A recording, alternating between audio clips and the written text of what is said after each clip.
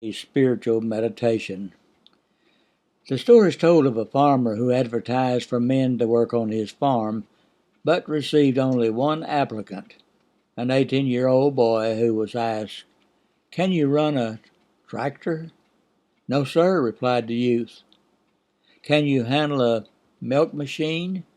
"No, sir, I've never worked with one." After several more questions, all with negative answers, the farmer said, "Well, what can you do, young man?"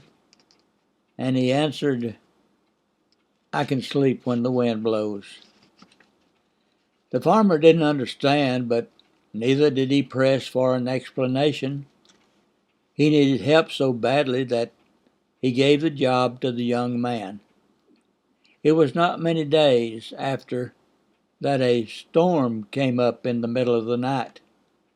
The wind began to blow, accompanied by thunder and lightning and rain. The farmer was awakened, ran to the room where the young man was sleeping. There, just as he had said, he was sleeping through the storm. Rather than trying to waken the youth, the farmer himself ran out to the barn to check on the animals and the equipment. He found the doors to the barn tightly shut and bolted.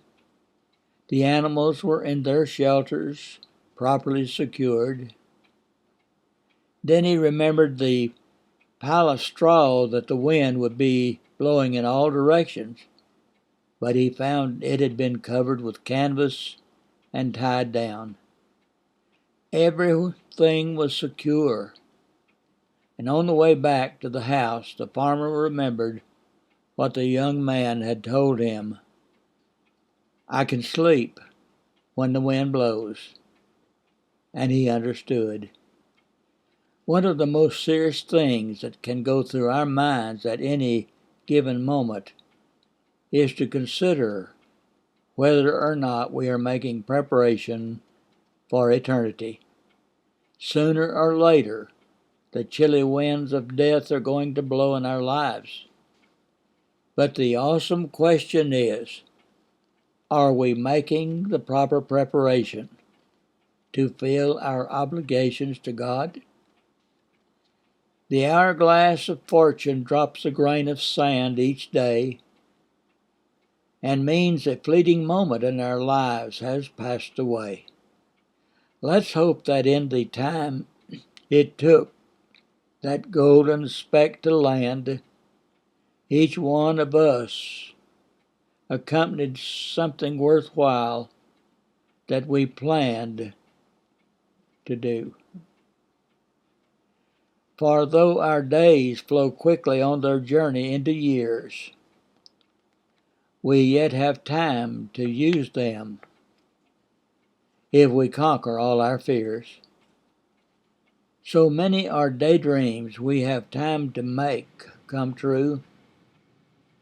So wondrous are life's pleasures, lovely things to see and do.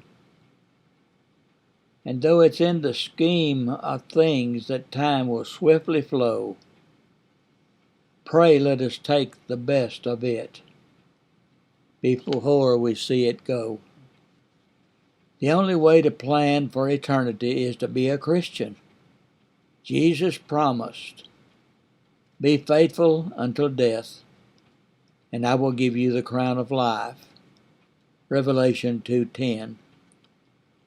If you have never been born into God's family, you have not begun your preparation for after this life is over. Is there a reason for putting off this all-important preparation? Do you know when the storm of death will blow into your life? You do believe, don't you? Would you then repent, confess your faith that Jesus is the Christ, and submit to baptism? This will begin your preparation for eternity. Now, today's poem.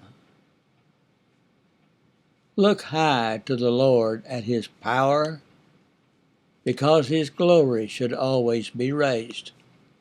For he's the solid rock and salvation, and should now and forever be praised. The ways of the Lord are always perfect, and honoring him should be our mission. Then offer thanks and sing to him praises, for he's the God of our salvation. And that's today's spiritual meditation. Thank you for viewing.